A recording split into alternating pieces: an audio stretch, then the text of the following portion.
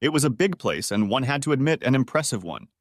For some inexplicable reason, the modern exterior hid an interior done in the style of an old baronial castle, like those lavish sets you sometimes see in movies. Basically, it's a Victorian interpretation of the perfect medieval castle. In fact, in the good old days, they didn't have the technology to build such large and extravagant buildings. One thing I knew for sure was that the wedding would not have taken place in such a venue if I had paid the bill. But my ex-wife Shauna had made sure that didn't happen years before. I thought I had found a safe hiding place, tucked away in the pseudo-minstrel's gallery, which served as both a spotlight tower and a projection room, from which I could watch the ceremony but not be seen by anyone on the floor of the main hall below. I was well aware that my presence, if made known, would prove controversial to say the least, and would likely lead to an unpleasant confrontation between me and my former in-laws. Besides, I was sure my daughter would not be thrilled if it happened. I even assumed that Tamsin would be even less pleased to learn of my presence than Witch and George, her crony husband. Anyway, I was sitting in silence, lurking at the back of the minstrel's gallery, from where I could watch the wedding of my estranged daughter, when suddenly a voice whispered right into my ear. "Hey, handsome! I thought you wouldn't miss this little celebration."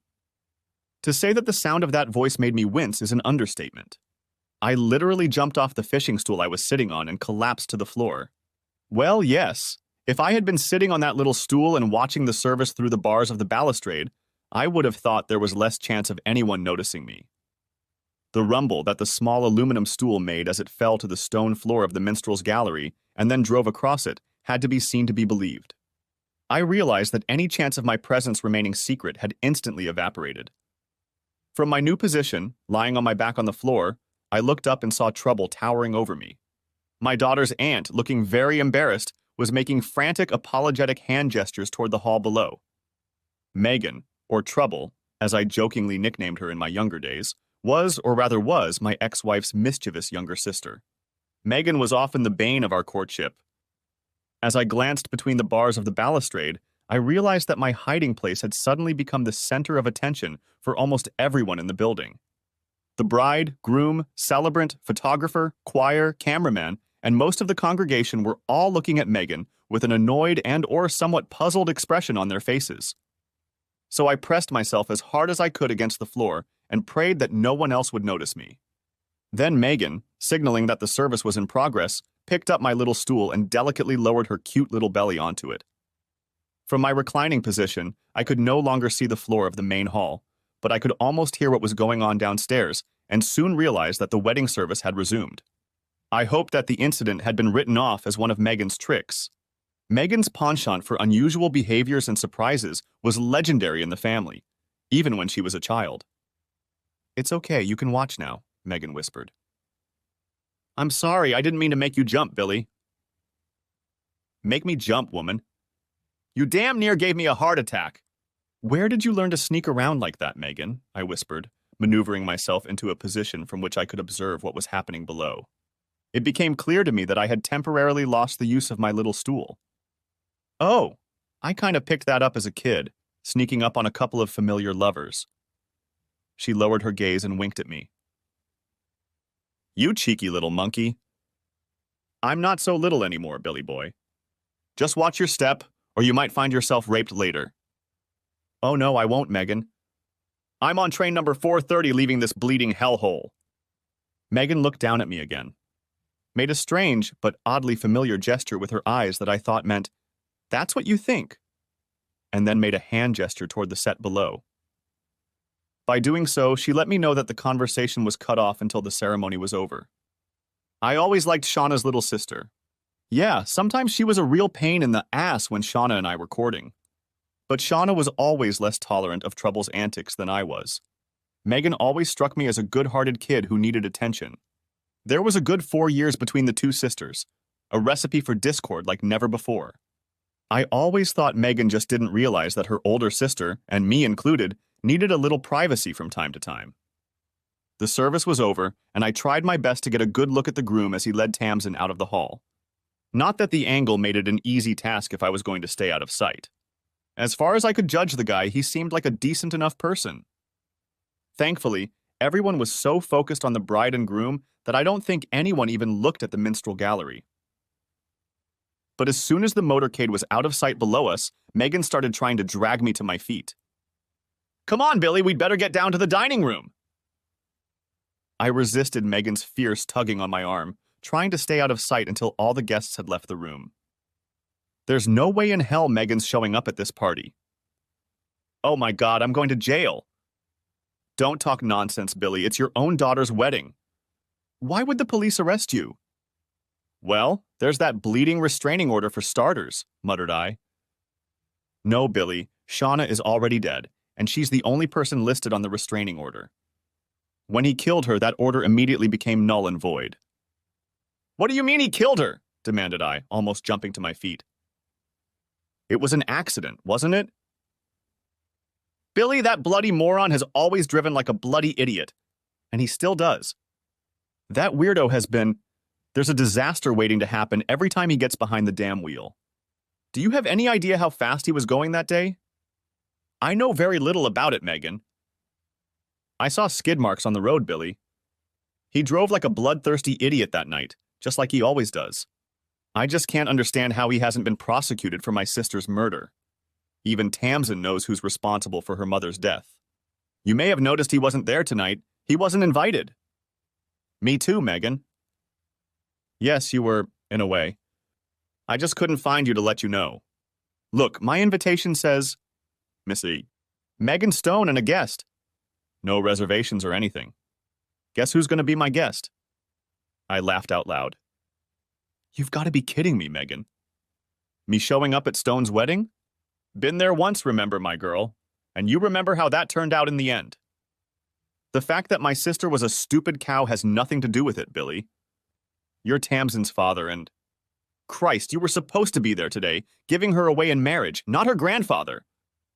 Now you and I are going to the reception together, and I don't want to hear any nonsense about restraining orders. My Uncle Albert assures me that there is no legitimate reason why you should not attend the reception as my guest. What's more, he thinks it's a damn good idea. He's always been in your camp, you know, even when things went wrong. And here I was wondering why that old bastard doesn't represent Shauna, commented I. Look, Billy, if my Uncle Albert thought he could get away with it, I'm damn sure he'd represent you for free. He was totally unimpressed with my sister's behavior back in the day and took a real hard line on her and my mom and dad. He outright refused to represent Shauna. As far as I know, he and my mother haven't spoken 2 polite words to each other since. The only time I ever saw them in the same room together was at Shauna's funeral. I think Uncle Albert was a little disappointed that you didn't show up that day. I wasn't even in Megan's country. I was helping a team filming the fauna and flora on South Georgia. Ever since those people got trapped there when the Argentines invaded. Well, they prefer us to stay off the ship if possible. Anyway, I didn't know anything about Shauna's accident until 3 months after her funeral when we returned to the UK. I met Toby. What's his name in Falmouth, and he told me about the accident. While I listened to the explanation, Megan lifted me to my feet and started dusting off my whistle. No! That's my costume. God, some people's minds, I ask you. Come on, Billy, Megan continued. Let's go down to the front desk before the line for the reception dissipates. The way Megan gripped my hand tightly, I realized that, whether I liked the idea or not, Megan had decided that I would attend my daughter's wedding reception. Against my better judgment, I apparently admitted defeat. I had to admit that it was probably only because of the considerable amount of alcohol I'd consumed in the previous 24 hours. It clouded my judgment enough that I was able to give in to Megan's desires. Yeah, look, I'd better explain. When Shauna and I first, broke up, I have to admit that I didn't handle the situation as well as I could have. I ended up spending more than a few days visiting American authorities, or local law enforcement anyway, when I took it upon myself to exact a little retribution. I gave the new man in Shauna's life a little reprimand.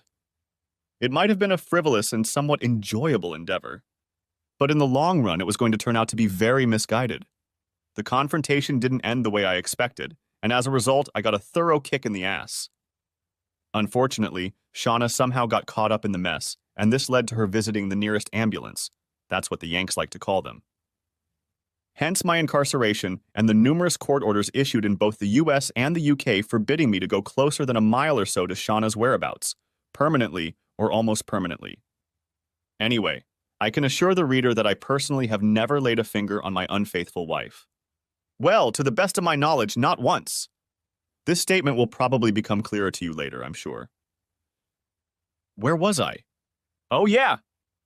Anyway, after the court had had its way, I was an ex-convict, as the Yanks like to call us, and was labeled a bully and a wife-beater. And after the fight, I was unceremoniously stripped of my parental rights to our daughter Tamsin. Almost all of this happened while I was still in an American prison, by the way. Not a pleasant experience, I assure you. However, at that time in my life, nothing was fun at all. The label of an ex-convict did not help my work career much either. Try to get a work visa to the United States with such a record. However, none of this has stopped Shauna, with the assistance of the British legal system, from demanding that I provide financial support for Tamsin until the child turns 18. I'm not very proud of what I have to admit. After the system kicked my ass so effectively, I took solace in drinking for a while. However, I managed not to turn into a complete wreck or a hardened alcoholic. But that was probably due to inherited biological traits rather than any kind of mental impulse, if you know what I mean. However, I still needed something to help me face the day in the best possible way. Are you still working in the movie industry, Billy? Asked Megan, leading a somewhat unsure me, so we slowly made our way forward, up the stairs to the main lobby of the establishment. No, not really, Megan, I replied. I guess you could say I'm in the shipping business now. Most of the time I work as a sailor on research vessels and the like, though I do shoot quite a bit. I suppose it's handy for them to have a backup or second experienced cameraman on the crew to help document what's going on. Sometimes I'm the only cameraman on board. So you've given up on Hollywood? Megan, I've never worked for any of the big guys. The most I've ever been able to do was as a second-string cameraman. And on some pretty mediocre third-rate movies at that. Unfortunately for me, my wife was much more successful with directors and producers than my work. Shauna always wanted to be a star, Billy. You knew that before you even married her. Yeah, but I had no idea how far she'd go to realize her dream. Hell, look at this pile! We found ourselves in the lobby of the hotel, through which we had to pass to reach the entrance to the function room in which the Tamsin's wedding reception. The huge space was filled with guests patiently waiting in line for the official reception line. I figured the witch, Megan and Shauna's mother, planned the show, and she put her best foot forward. The witch has an even bigger megalomania than my ex-wife had. The witch planned and organized our weddings, even though they weren't on the same scale as this celebration. I should add that the witch and I have never been members of each other's respective fan clubs, so I assumed that my appearance at this reception might go disastrously awry. Finding myself anonymously in the crowd no longer made me feel so vulnerable. Though more than one of our guests' relatives quickly interjected, recognizing me, probably from Shauna's wedding and my own years before. I also knew that I had a few allies out there somewhere, but they would be kept a closely guarded secret. The Stones were actually a pretty tight-knit clan. Eventually, the crowd began to thin, and the witch finally spotted me from her seat a little farther back from the receiving line. Her face instantly turned crimson, and for a moment I thought I saw smoke coming out of her ears. Although I protested, Megan dragged me through the entrance to the conference room and to the front of the reception line. Tamsin's new husband was momentarily stunned when Megan introduced him to her fiancé's father. The poor man didn't know what to do or say. I shook a very weak hand. Tamsin was just as shocked, if not more so. As I stared into her eyes, they grew larger and larger, and I feared they were about to pop out of her skull. You know, I really think the kid had no idea who I was until he heard Aunt Megan inform her new spouse that I was Tamsin's father. For some inexplicable reason, I decided to say, "Hey, baby, it's been a while since I've ridden you on my lap," before I took her outstretched hand and kissed the back of it. Yeah, I thought about hugging Tamsin, but I was afraid she might faint if I did. Tamsin's response boiled down to, but, until Megan nudged me with her elbow. The next face that caught my eye was Witch's buddy George. He recognized me and handled the situation quite well. Well, I thought so. William, we weren't, well, this is an unexpected surprise. How did you... Billy is my guest dad. If he goes, I go, commanded Megan, sitting down next to me. I wondered if Megan had talked to Tamsin. It seemed to me that there just wasn't time. I wouldn't assume that for a second, Megan. The old lady replied, Of course William is welcome here. I was just surprised he was in the country. Your mother assured me he was working somewhere on the Antipodes right now. I worked in Antarctica, sir. I have no idea why I addressed the bastard as sir, probably habit. My ship docked in New Zealand 5 weeks ago, I informed the old man. You see, Megan, your mother has been trying to contact William. You got her message, I assume, William. Your mother told you she would contact William, Megan. You are very welcome here today, my boy. George shifted his attention from me to Megan as he spoke. Whatever he said, I was sure there was no message. In the age of modern electronic communication, things are pretty good out there, only occasionally interrupted by extremely bad weather on coastal bays. So despite all the old man's assurances to the contrary, I was certain that I had never been included on the guest list, even tentatively. The fact that my ex-mother-in-law had disappeared from the waiting list by the time we got to her house convinced me of that. I even wondered if she'd rushed off to call the police or something. Tamsin's new relatives were polite and pleasant and obviously very confused. They didn't look like they'd seen a ghost. Better to say they were shocked to find themselves shaking hands with one of them. It was all pretty funny from my point of view, but it made me wonder what exactly they had been told about Tamsin's father. Most of the other guests had no idea who I was, so we were looked at rather curiously, probably to see why Megan had decided to watch the wedding ceremony from the minstrel gallery as we left the reception hall. Like everyone else, I took a glass of bubbly from a passing waitress and drank it in one gulp. Megan explicitly told me to slow down as I picked up the second glass. Then the imposing figure of Sir Albert Stone appeared through the crowd. I even wondered why Uncle Albert had not been included among the guests, for he was the patriarch of the whole damn clan. William, my boy, how nice to see you here today. Hyacinth, the witch, made me believe you were abroad and unable to attend, said Albert, holding out his hand for me to shake. I can't say I've always liked the old git. Megan's Uncle Albert is a barrister by vocation, and he always seemed too formal for my liking. In my youth, I had a natural aversion to his type, an aversion which has since been somewhat strengthened by my encounters with members of the legal profession. However, Megan hinted that this old geezer had sided with me during the collapse of my marriage. As a result, I was forced to do a quick reassessment of my feelings for this character. How do you do, sir? I replied, shaking his hand. It's nice to meet you again. Capital, capital, Albert grinned back. I'm not quite sure what the phrase capital, capital, capital is supposed to mean or imply, but I know from memory that it was Uncle Albert's usual response to almost anything and everything that was ever said to him. Provided everything went the way the old bone setter would have liked, that is. At this point, Tamsin appeared in front of me. Her duties on the receiving line had obviously been completed. In fact, completely oblivious to her manners, Tamsin rather rudely elbowed her way between Uncle Albert and me. The expression on Tamsin's face I can only describe as one of sheer disgust. You don't have everyone at home here. What do you want to get some handout or something? Or do you just want to embarrass me? Demanded Tamsin, though surprisingly quiet. I suppose I should point out that Tamsin's words, and the way she said them, were taken straight from the witch's repertoire. It wasn't my daughter speaking to me. It was Tamsin who had been brainwashed by the witch since she was born. The realization of that fact disappointed me, but I didn't take offense at Tamsin's attitude toward me. It only reassured me that everything was as I had expected. I shifted my gaze from my daughter to Albert and then to Megan standing next to me.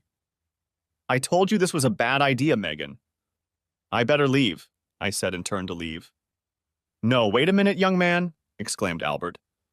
Loud enough to get the attention of almost everyone standing nearby, and imperious enough to make me stop instantly.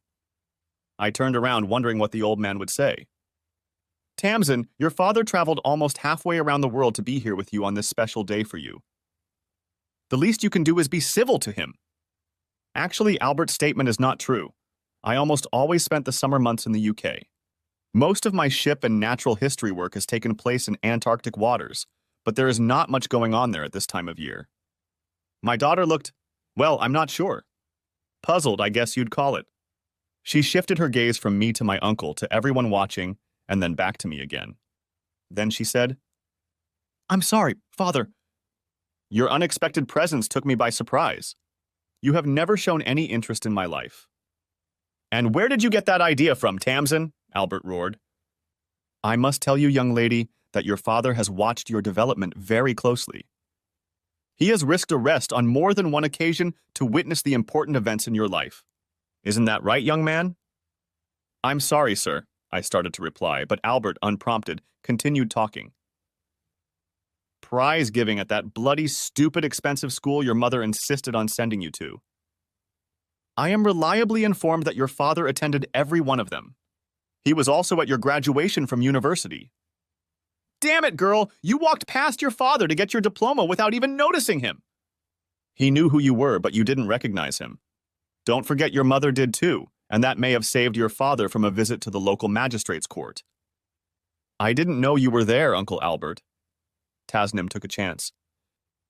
I wasn't, Tamsin. At any rate, not as regularly as I would have liked. Your mother and I have had our differences, you know that. But I have people who have been wary of your development all these years, and they might have recognized your father. And none of them could have accidentally broken your father's cover, could they? When your mother was around, your father's presence was technically illegal. I would advise you, Tamsin, to smile sweetly and forget about your supposed disagreement with your father. I assure you he, or rather, your father's reputation in your eyes, has always been a victim of circumstance, coupled with your late mother's extremely poor judgment. Let's call a family truce on this special day, shall we? By this time, my daughter was looking pretty sheepish. If you insist, Uncle, Tamsin agreed, then added. But I wonder what his motivation is for coming here today. Then Tamsin turned her back to me and disappeared into the crowd.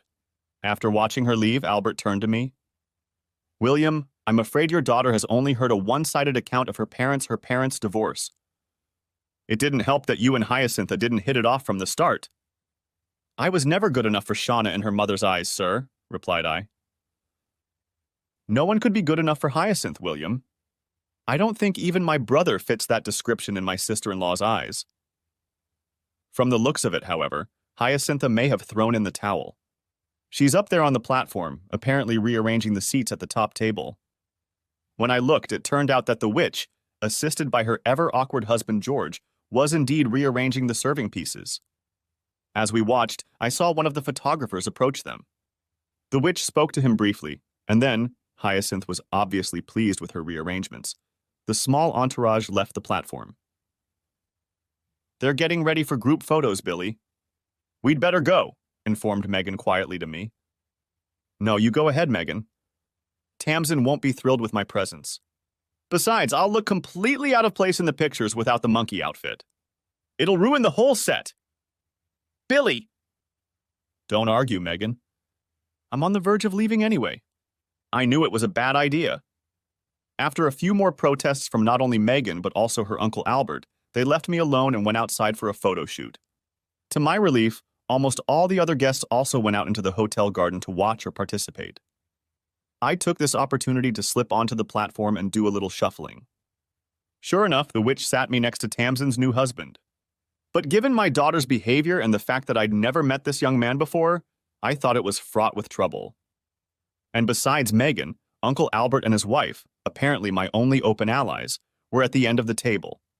So I put Grandpa Tamsin in that seat, as I suspected that's where he had originally planned to sit. Then I stuck my own, hastily scribbled, card next to Megan at the end of the table. I figured it would be safer that way. Upon returning from the photo shoot, Megan briefly slipped into spoiled child mode. It had been a while since I'd seen her act like that, and I found it oddly amusing. I figured it was my refusal to participate in the photo shoot that prompted her to do it. Well, if you keep acting like this, I'm going to go find a bar. It was all I had time to say to put an end to Megan's feigned protest. Just try to dare and I'll, replied Megan. And what are you going to do, Megan? I asked. I'm not sure. Maybe kiss you. I've always wanted to do that, but I've never had the courage. I always knew Shauna's little sister held a candle for me, but was surprised to hear from Megan that she was still carrying that torch. Oh my God, Megan. I thought you'd long since grown out of silly teenage crushes. Oh yeah. I even found what I thought was the man of my dreams. But I soon discovered that all that glitters is not gold, and what you see isn't always what you get. It wasn't until I divorced the creep that I realized exactly what my sister had so flippantly discarded. I'm not at all sure I understand what you meant by that, Megan. Okay, a confused person is safe, she grinned. Come on, looks like they're sitting down to eat. The top table was inordinately long, and Megan and her guest had originally been seated somewhat lower in rank. Though the witch rearranged everything, I, to the old bitch's utter bewilderment, undid her changes. Great fun, it seemed to me. The witch seemed to accept my rearrangement without protest, but gave me a baleful glare. Albert sat next to Megan. I thought Hyacinth, he started to comment as we took our seats. I thought her original plan would prove more diplomatic, sir. I interrupted him. With a capital letter, I always knew Hyacinth was wrong about you, my boy. Anyway, drop the formalities, please. To the family, I am Bertie. Throughout most of the meal, Albert monopolized me in conversation. Virtually oblivious to everyone else sitting around him, including his wife, but with the exception of Megan, who sat between us, he spent almost the entire meal asking me pointed questions about my travels. I almost felt like I was in a witness box. Well, he was a top-class barrister, used to cross-examination. Well, let's see how they handle it, shall we? Commented Albert, leaning back in his chair as the master of ceremonies called for silence for the formal toasts. Grandpa Tamsin, who gave it to her and I assume paid for the party, stood up and gave a brief welcome speech. And then the old git caught me off guard by calling the father of the bride to say a few words and proposing a toast to the happy couple. Judging from the looks on the witch and Tamsin's faces, his proposal was not part of the master plan and was not approved. And it certainly didn't meet with everyone's approval. As I said, the old fool caught me completely confused and totally unprepared. So I had to quickly gather my strength and act with my wings. I really can't remember almost anything I said that day. I think I started by muttering about unfortunate circumstances or something like that. But then I started talking about Tamsin, inserting just about every humorous incident from her life that I knew of into the speech. Anyway, the speech must have been pretty good, and I suppose prepared in advance, because I was shocked to find the whole damn room erupting into fits of laughter. Perhaps it was because I was making such a fool of myself that they were laughing at me. But even the witch's face cracked at some point in my musings. Then, remembering that I was breaking the magic 7-minute rule, yes, I kept my eyes on the clock, never has the minute hand moved so slowly, I proposed a toast to my new son-in-law and his beautiful bride, and then threw the ball into the groom's court. That was great, Billy. How long did you prepare that speech? Asked Megan as I collapsed into my seat. Was the sound okay? I asked, not believing I had managed to do that. Capital, capital, my boy, repeated Albert. With that kind of turnover, you could make a fortune in after-dinner speeches. Looking at the burly Albert, I realized he knew what he was talking about when it came to after-dinner conversations, and I breathed a sigh of relief. I don't know exactly what happened afterwards, but I do know that there seemed to be an endless circle of people jumping to their feet and reciting surprisingly long and often unintelligent dissertations. There were also toasts to all the Toms, Dicks, and Harrys you can think of, including the Queen. I'm not quite sure how she fit into the equation. Perhaps someone was trying to complete a seemingly endless cycle of mundane speeches. I noted that none of the speakers could match my own performance. Come along, my boy. I have a little corner I have picked out and reserved, said Albert, as people finally began to leave the dining room. It was at this point that I began to suspect that Megan and her Uncle Albert had somehow pre-planned my day. Perhaps it was only a rough sketch, but they both clearly knew what they were doing and seemed to be working in unison. Uncle Albert's wife never said much to me, but smiled pleasantly whenever our eyes met. Megan, taking my right hand firmly in hers again, led me into the next room and sat me at a table near the bar. Oddly, for a wedding reception, this table was in a separate little sectioned-off area, the sort of executive areas you sometimes find in high-end nightclubs. I'd always considered such things pretentious and felt out of place sitting there. A young woman who appeared to have been assigned as Albert's personal waitress quickly appeared and took our drink orders. I noticed that almost everyone else had to stand in line at the bar to get us soft drinks. Few of them managed to catch the young woman's eye as they tried to order from her. I also noticed that there was a similar enclosure at the far end of the room, but it had remained empty for the time being. Later, I noticed that the witch, her husband, and the groom's parents periodically retreated there. Shortly after we were served our first round of drinks, Sir Albert Stone began to hold court. Numerous younger members of the Stone clan, some of whom I met at my own wedding many years ago, would arrive, introduce their, mostly adorable but sometimes hideous, offspring to Uncle Albert. Then, after carefully raising their hats to the patriarch of the family, they would disappear back into the crowd. The meaningless pantomime bored me silly and lasted probably about an hour. During the whole time, Albert did nothing but repeat his favorite phrase, "Capital! Capital!" Sometimes he even added a third capital to make it more convincing. Honestly, if this whole thing weren't so ridiculous, it might be funny. I tried to ignore the pantomime and probably would have backed off if Megan hadn't clutched at my arm as hard as she could. And unfortunately, Albert decided to make sure that all of our visitors were reminded, and in some cases informed, that I was Tamsin's biological father. I believe that Albert wanted to let those who thought otherwise know that he had decided to revoke my former status as a family pariah. Whenever I tried to ignore what was going on nearby while chatting with Megan, Albert would introduce another family member, whether he knew me or not. There was one brief interlude of sycophancy while her new husband spun Tamsin around the dance floor. No, I wasn't asked to dance with anyone at this time, which in a way was very convenient, because I'm not much for the old formalities, especially when me and my partner are the center of attention. "I suppose that's the last of them," said Albert with relief in his voice as the last little family group withdrew from our enclave. "Now, my boy, I really think we'd better get down to serious business. We can't have your daughter addressing her father the way she did before. Damn impertinent of the kid. It would have been nice if you'd been around to get her on her knees and give her a good spanking years ago. She sure needed it. Heck, her mother needed it too. George was always too soft on Shauna, and then there's young Megan." "Oh, hello, Uncle Albert," grumbled Megan. "Oh, you weren't so bad, Megan. But you have to admit you were a sassy little kid sometimes. Sometimes you gave your parents a real dance and song." "I've never been as bad as Shauna, Uncle."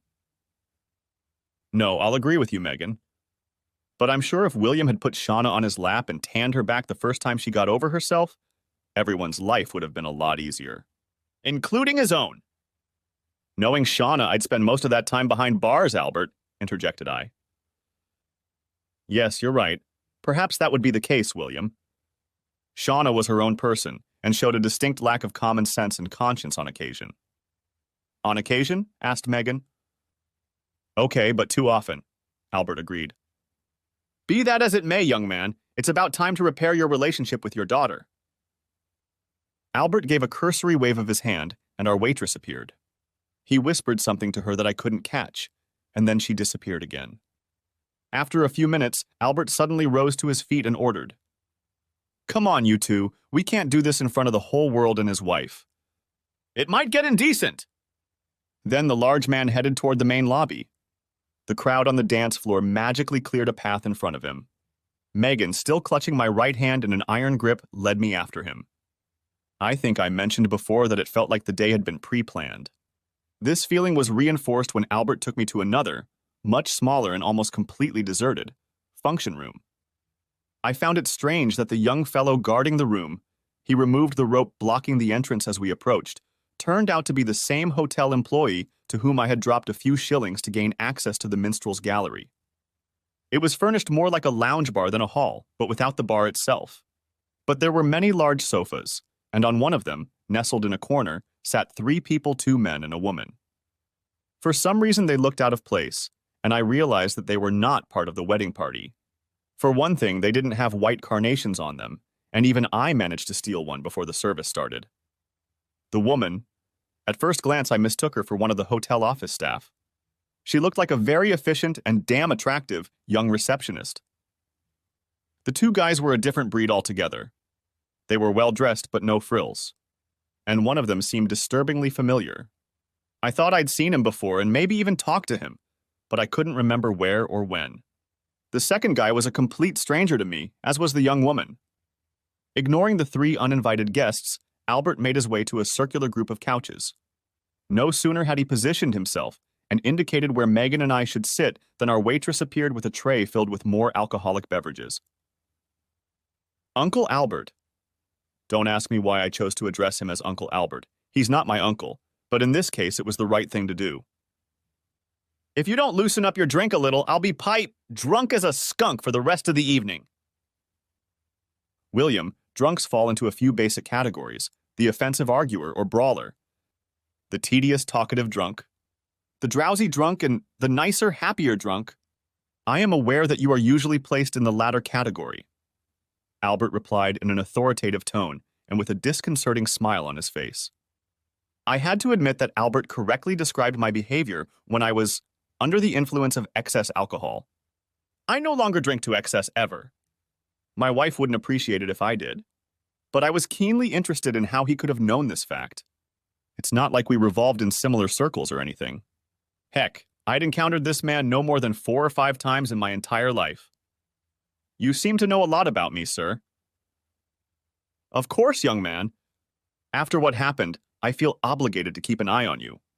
If I could do nothing else, I could see to it that you don't get into any more trouble. I don't understand, sir. Enough of formalities, William. I'm on your side. I've always been on your side. Didn't Megan assure you of that? I must have nodded or something because he continued. Capital, bear with me a little longer, young man, and all will become clear to you. I hope so. I also hope that you will understand my situation and be able to find it in your heart to forgive me for not taking action sooner. There, you've totally confused me. Bertie. My answer brought a smile to the old man's face, but it didn't stay there long.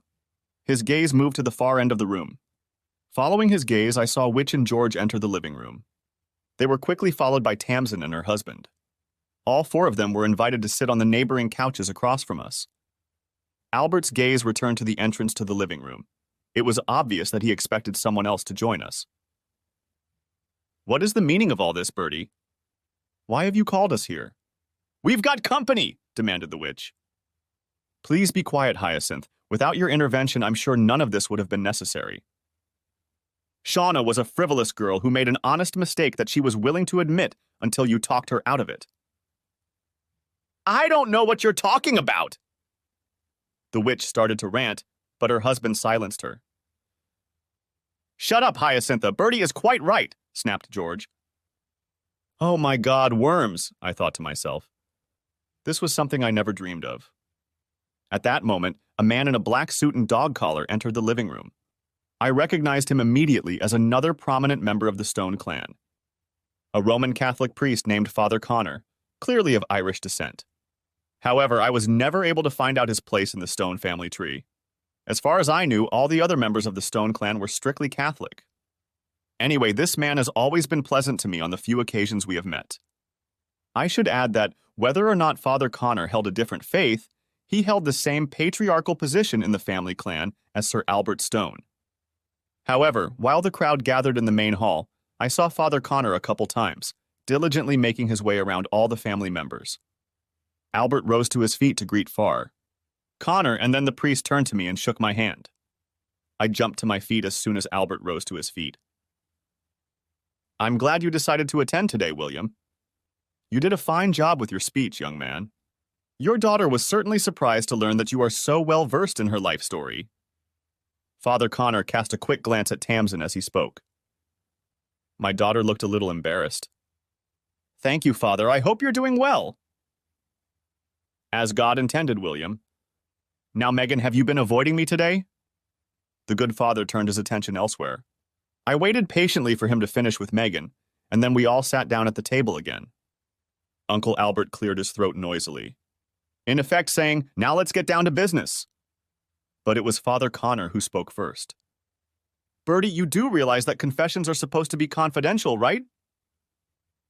Totally, Joe, Albert replied. Until recently, my actions have been equally limited. However, it seems to me that I might be able to think of a way out of our general predicament. Very well, as long as everyone understands that I cannot divulge anything that has been told to me in confidence, Father Connor repeated. Albert gave Tamsin a friendly look. Tamsin, would you deny me a favor? I want you to imagine that we are in a courtroom and that you are testifying. You are under oath, if you understand me. Yes, Uncle Bertie, but I don't. began Tamsin to answer. I don't expect you to understand, Tamsin. Not yet. I hope it will become clear to you soon. If not, all this pantomime will prove to be a waste of time. I just want you to answer my questions as fully and honestly as you can under the circumstances. Anything I ask you to say will be hearsay anyway, so it will have no legal effect in a court of law. So, are you kidding me? Of course, Uncle Bertie. Now I want you to tell us everything you know about the breakup of your parents' marriage. Wait, Bertie, I tried to interject. Be quiet, Billy, this is my playpen, admonished Albert to me. To be honest, I was quite taken aback by this rebuke. Not so much because of Albert's sharp remark. Rather, it was the fact that he addressed me as Billy. Now, Tamsin, if you would be so kind, continued Albert. Albert, she was only a little girl then. You demand too much of Tamsin, exclaimed the witch. You know, you're probably right, Hyacintha. Albert agreed. Why don't you tell us the story? As I recall, you went there and were old enough to know what was going on. I'm sure you've repeated the story often enough over the years to know it by heart. I don't think I can, replied the witch. For the first time ever, I saw that she was unsure of herself and even looked embarrassed. Oh, but I'm sure you can, Hyacintha. Your diatribe against William here has been your part of the party for years. The obvious. Albert's attack on her grandmother stirred something in Tamsin. She straightened suddenly. I'll do it, started to say Tamsin, but Albert stopped her. Albert seemed to be adamant that the story be told by the witch. I don't understand why, but I have to assume that Albert's initial request that Tamsin tell the story was some sort of legal trick designed to accomplish. I don't know what. How legal minds work is often a mystery to us mere mortals. Eventually, the witch relented, though she averted her eyes from my gaze the entire time she spoke. I'm not going to repeat Hyacinth's words here. Some of what she told was completely out of chronological order, and even more of it had nothing to do with the actual events of the time, mother and daughter. Nevertheless, I will try to recount the main points of the story as the witch told it that day. Witch's diatribe.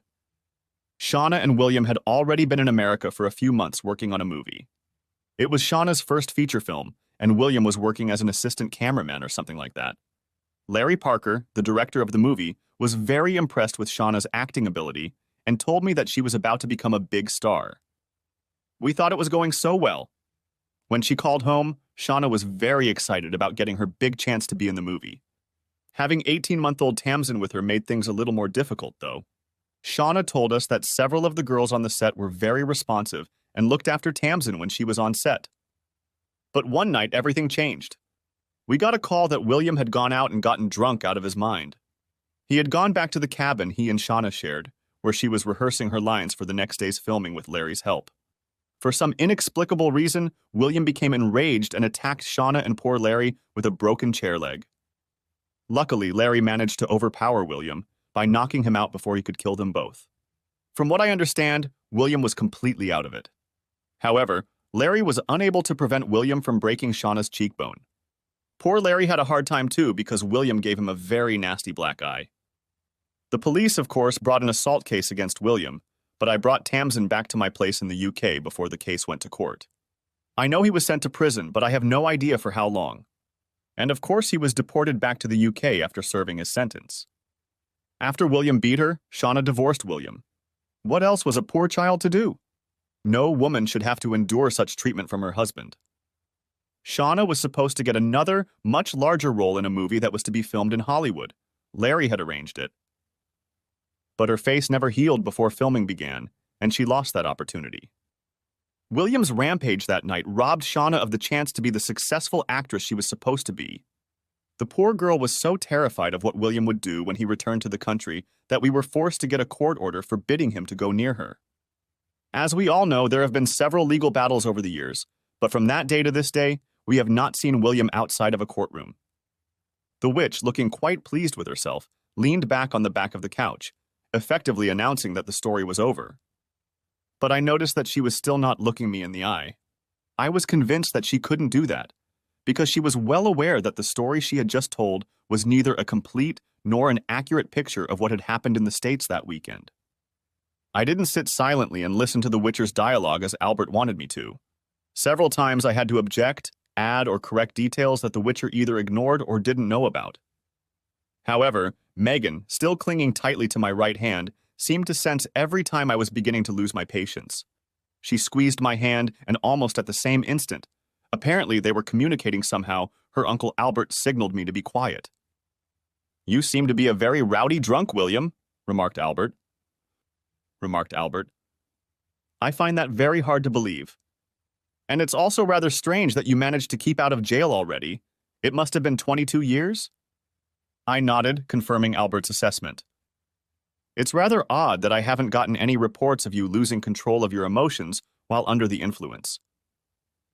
For the information of those of you not in the know, William has been watched for years by certain aides.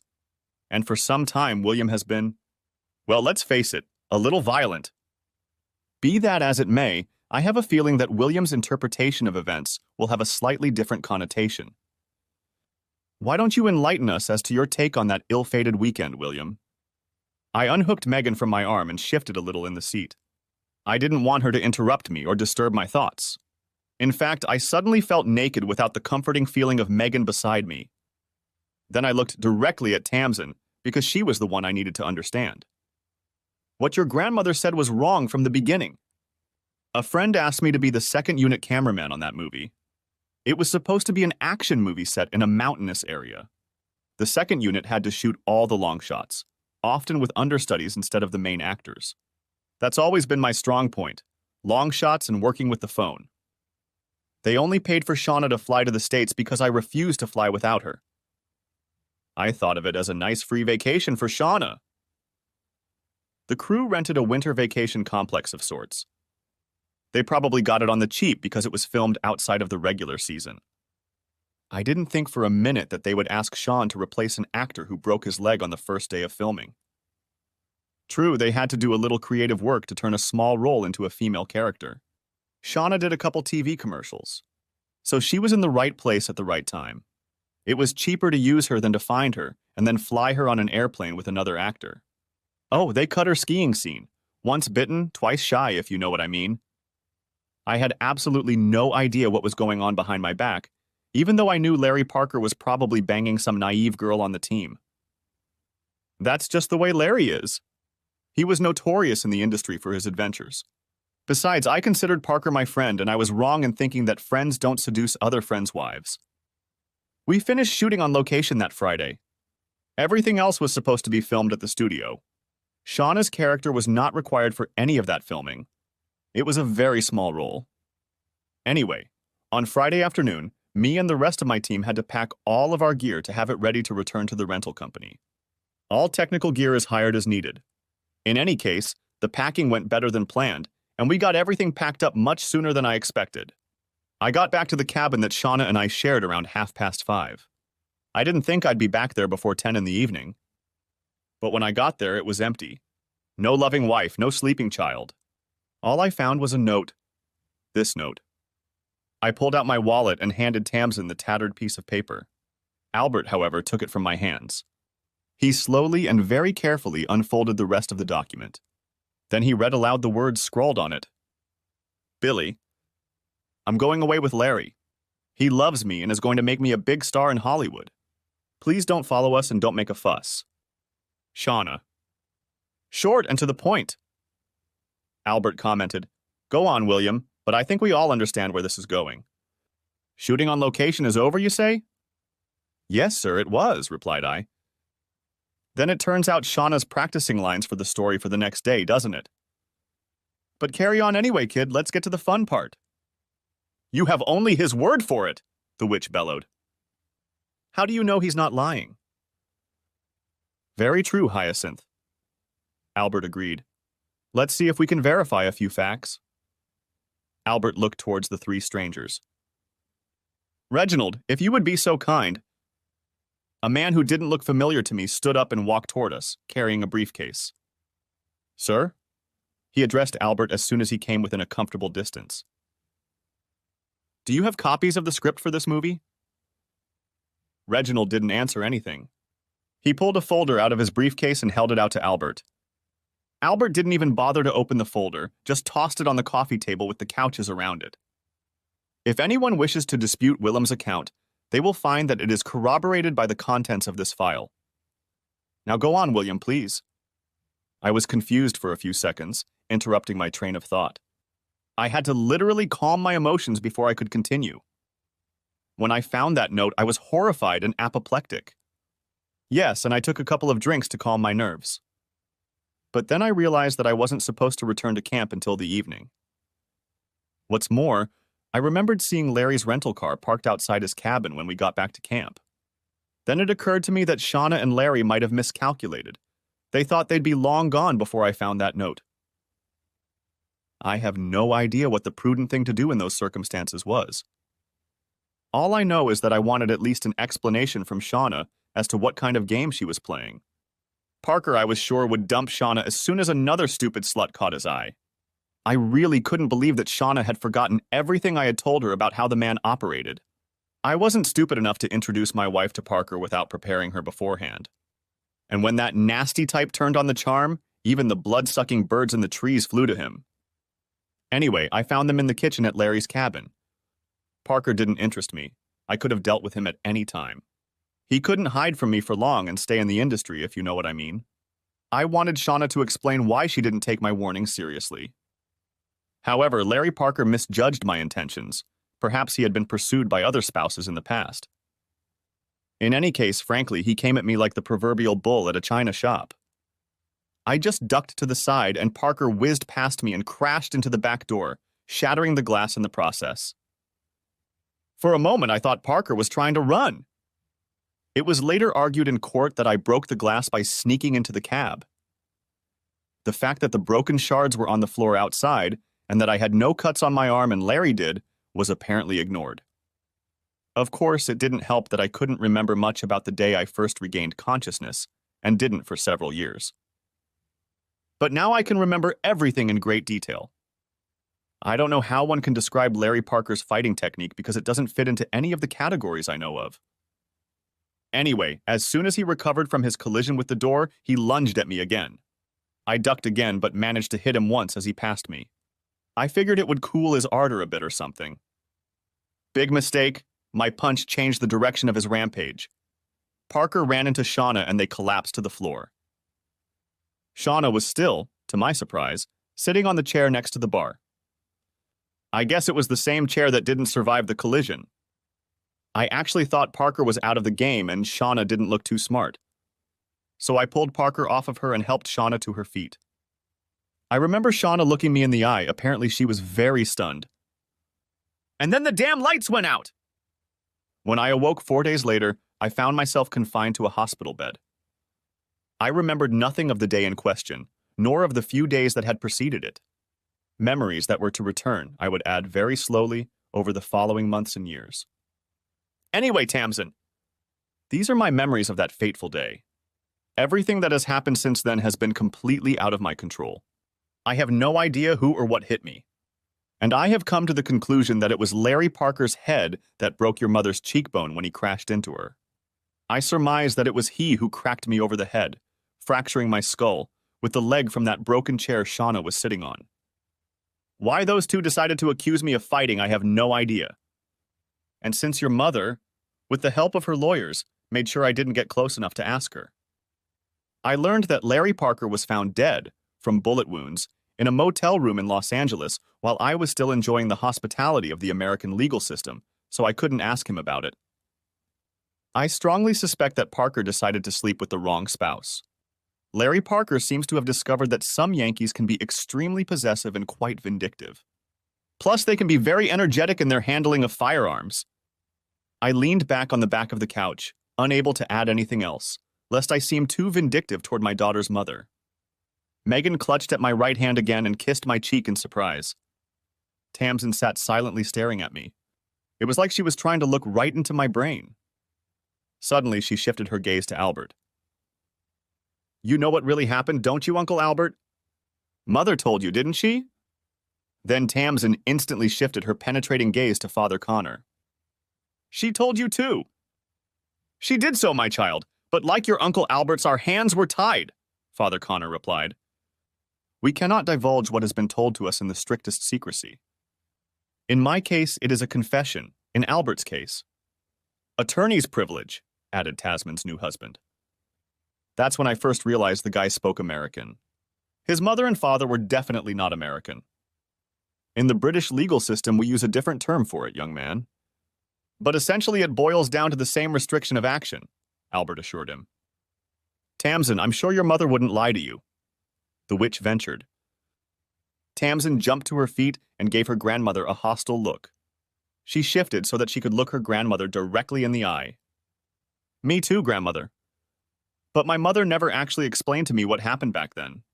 What I know, I learned elsewhere. Whenever I asked my mother about it, she always changed the subject or went off in another direction. Suddenly, Tamsin spun on her heels and walked across the room to where the three strangers were sitting and turned to the man who seemed familiar. I recognize you, don't I? She demanded. Yes, young lady, perhaps it is, replied the man. Uncle Albert hinted that someone was looking out for me, and I can remember seeing you more than once at my school. I'm also sure I saw you a few times in Bristol when I was at university. It's possible, miss, the man agreed. So, given the fact that my uncle has hinted that my father is also being watched by someone, and I know that Reginald and Shirley work in my Uncle Albert's London office, I suspect that it is you who has been watching my father as much as I have. Am I right? As it should be, yes, miss, you're right, replied the man. So what are you, a private investigator? I'm a retired police officer, miss. The one your uncle turns to when he requires my specialized services. Tamsin turned, looked me straight in the eye, and grinned. Then she turned back to the man. I assume you have studied the events of that evening very carefully, ever in the past? The man confirmed with a nod of his head that this was the case. Then please tell me, do you believe my father is an honest man? Has he not deceived us today? Not to my knowledge, miss, replied the man. Thank you, officer. I'm sorry you didn't give your name. Retired Sergeant White, miss. Chalky for my friends. Thank you, Petty. Why Uncle Bertie didn't send you just to tell me the truth, I don't understand. I only do what I'm asked to do, miss. And could you shed some light on why my Uncle Albert had to keep quiet for so long, Mel? I can only speculate, miss. But I believe your uncle was defending some unnamed person against a charge of perjury. But why would she want to perjure herself in the first place? That I can't tell you, miss. However, I might point out that a movie producer cannot promote a young actress if he himself is sitting in a jail cell with a felony conviction for grievous bodily harm. Or whatever they call it in America. Suddenly it all made sense, exclaimed Tamsin. How long have you known your father? She asked, turning to look at me. No, Tamsin, but that's what I assumed, I replied. I don't know how seriously your mother was hurt that night, but I wasn't sure from the beginning that she remembered the events as clearly as she claimed in court. Shauna may have repeated to the police the story Parker fed her. Tamsin turned to Petty again. May I invite you and your assistants to be my husband and guests of honor for the rest of the evening? She asked. All three of them thanked Tamsin, after which she literally pushed them out into the main function room. Then she slowly walked back across the room to us, looking me straight in the eye the whole time. Tamsin, the witch began, stepping closer. Please don't talk to me now, Grandma. I'm too angry and I might say something I'll regret.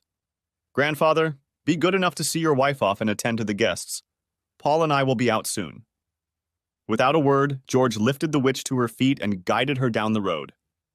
Tamsin walked over and hugged Father Connor and then Uncle Albert. She did not speak to them, but just hugged them. Then she turned to Megan and to me. May I take your mind off my father for a moment, Aunt Megan? I'd like to talk to him alone. Then she turned to her husband. Paul, Aunt Megan likes to dance. The guy understood, and so did Megan. When they walked out into the main hall, Tamsin had been running me the same way Megan had been all day, headed out into the hotel gardens. For a very long time, Tamsin didn't speak, just held tightly to my left hand. But finally she asked, How can I begin to apologize to you, Father? Slightly confused, I asked, Why, baby? She stopped, and I turned around to face her. Well, I guess the way I spoke to you earlier. but I feel like I have something to apologize to you for. If I could just figure out exactly what for, I'd feel a lot happier. The truth is, kid, you're the one who should be apologizing. You and I are the victims. All we have to do now is make up for lost time, I replied. You don't look very angry, father. I've had many years to realize that anger doesn't make things better, Tamsin. What it can do, though, is get you in very deep trouble. Believe me, I've been through this before. But Grandma, your grandmother never loved me, Tamsin, ever since your mom and I started courting. But why, what did you do that upset her? I was born on the side your grandmother considers wrong, Tamsin, and I courted her daughter. Snobbery, plain and simple. Will I like my father looking over my shoulder? I hope so, kiddo. But I won't be able to be around all the time. Remember, most of my work involves Antarctica. I'm there most of the year.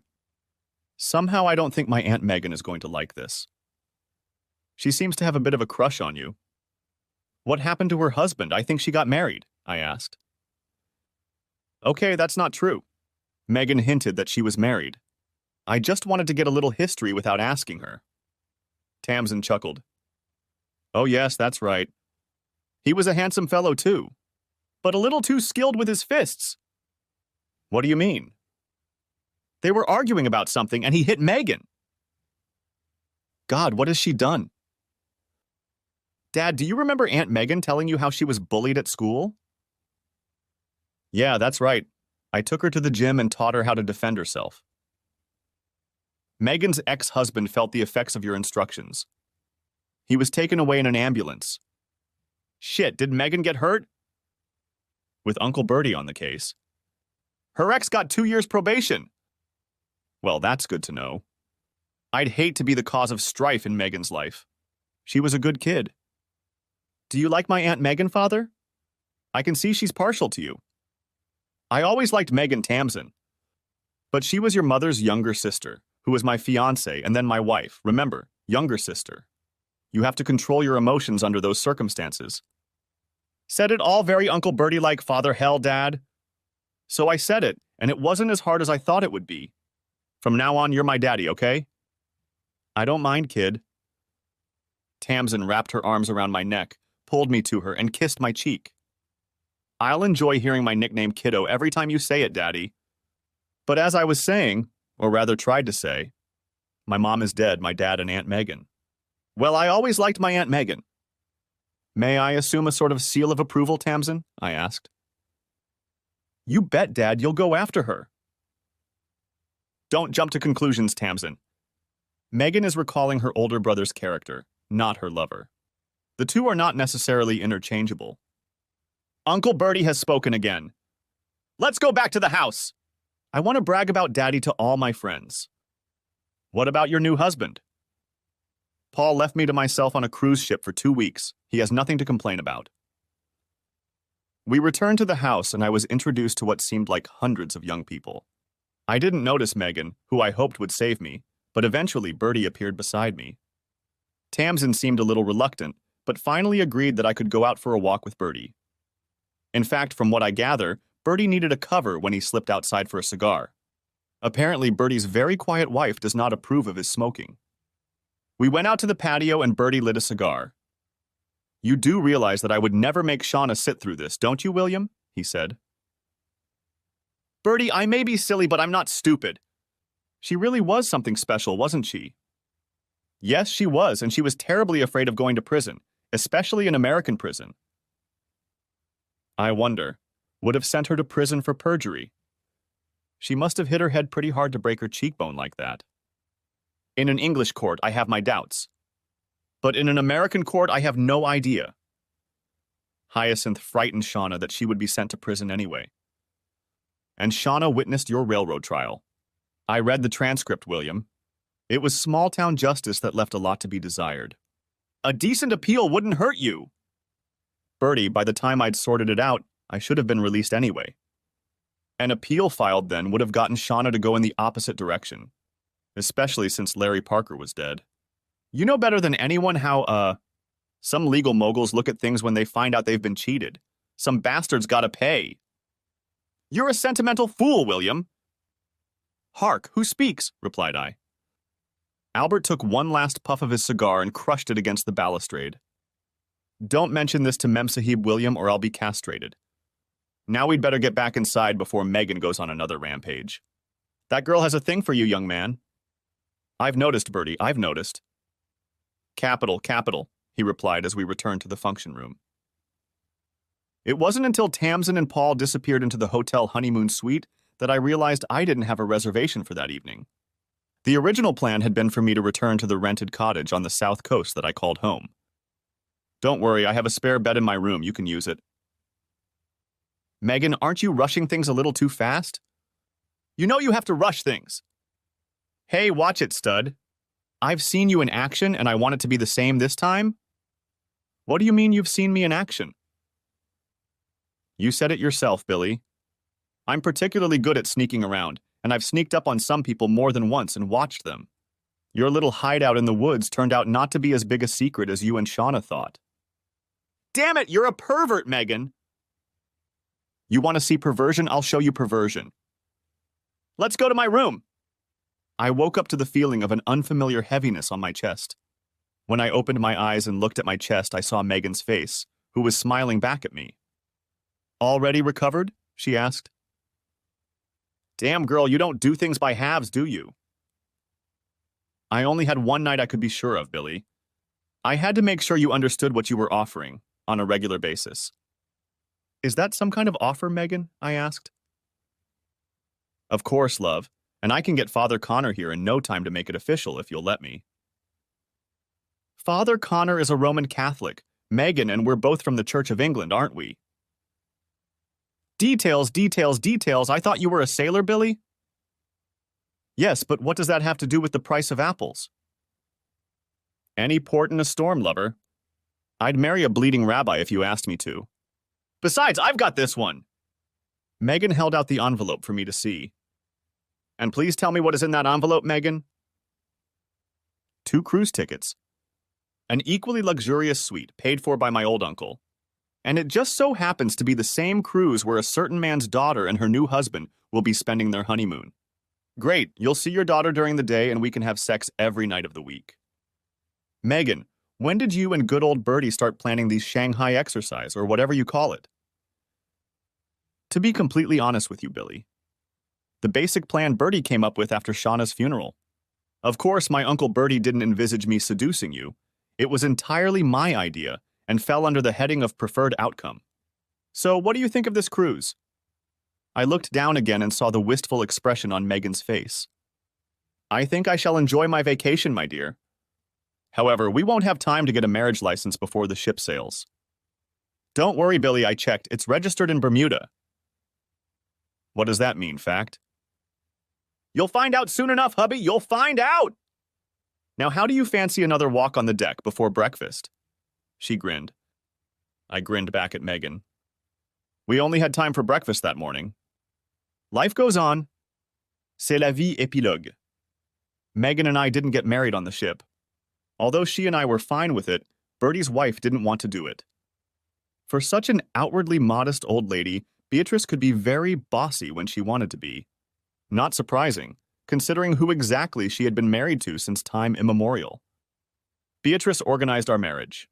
I'm sure it was all paid for by Bertie himself. Of course, it wasn't as lavish as Tamsin's, but neither Megan nor I wanted it to be. Frankly, we'd both prefer a private affair aboard ship with Tamsin and Paul as witnesses. The witch didn't attend our wedding, but Megan's father gave her away in marriage. He even said, "This is getting to be a habit, William," as he handed me his daughter's hand. Bertie went through the whole day with a huge grin on his face. During his speech, he even claimed that he was responsible for bringing the bride and groom together. Which I suppose he was, pretty much. Although I believe Megan's determination would have eventually brought us together some other way if I hadn't snuck into Tamsin's wedding. My wife, when she knows what she wants, seems able to move mountains to get it. She can certainly bend Uncle Bertie to her will, and that's not so hard. Her only problem is that Megan spends a lot of time thinking. Like, are we getting up now? Or do we just hang out on the deck a little longer first?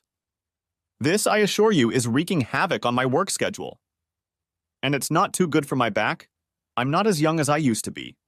And it doesn't matter if my wife wants to believe otherwise. Yes, but I don't work in the South Seas anymore. Bertie knew someone who was acquainted with someone whose brother is a commissioned producer, or something like that, in the BBC Wildlife Department.